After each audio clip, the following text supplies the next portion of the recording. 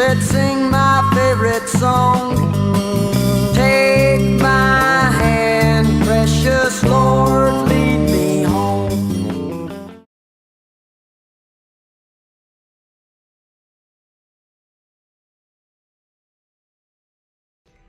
Alrighty, I'm back.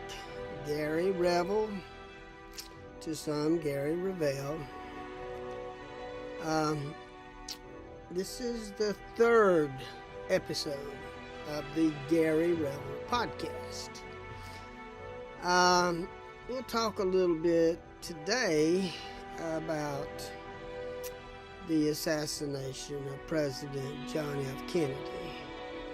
We touched on Martin Luther King's assassination in the second podcast, but I want to get a little bit further down the line because after, as I was investigating the Martin Luther King assassination, evidence and facts came to my attention that there was more to it than just a one-off assassination of Martin Luther King, that actually it was associated and very complicatedly involved in the assassination of President John F. Kennedy as well.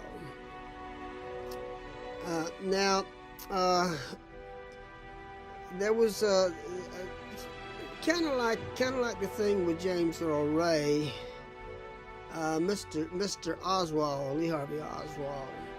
He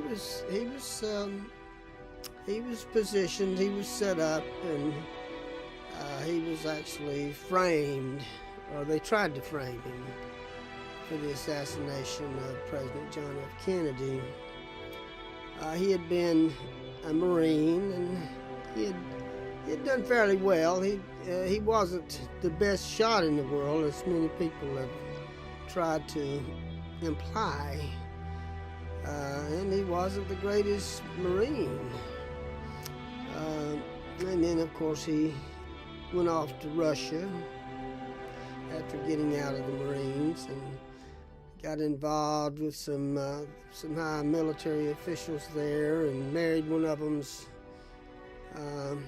married a Russian girl, brought her back to America, got involved with some anti-communism, anti-Castro.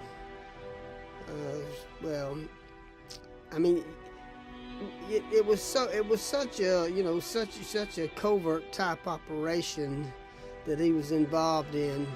It's really hard to say what his real intentions were during all that time. His uncle worked with closely, sometimes for Carlos Marcello, who was the top mob boss in the southern tier, the entire southern tier of the United States of America, really.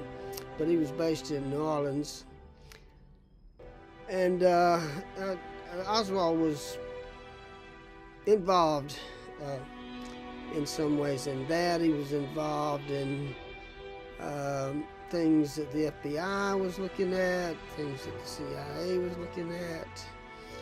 He had a Department of Defense ID card, which those don't come easily.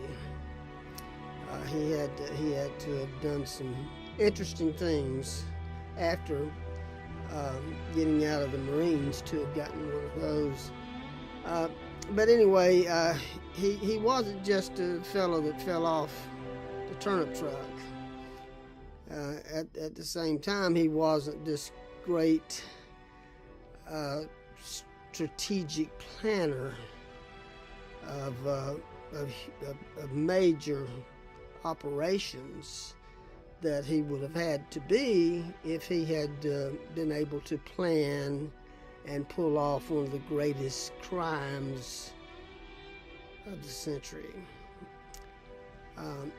The fact that he was at the book depository on the day that the president's car happened to just drive by, that was an intricate detail that would have demanded some planning and some setup by some very powerful government officials.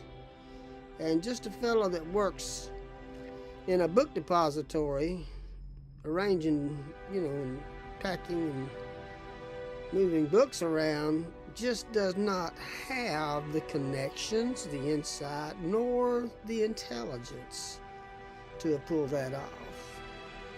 So we'll talk more about some other things later, but that's just the beginning of it.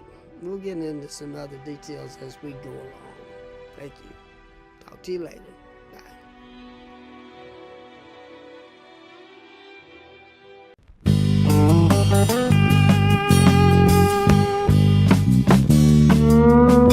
Early in the evening, the sun was going down.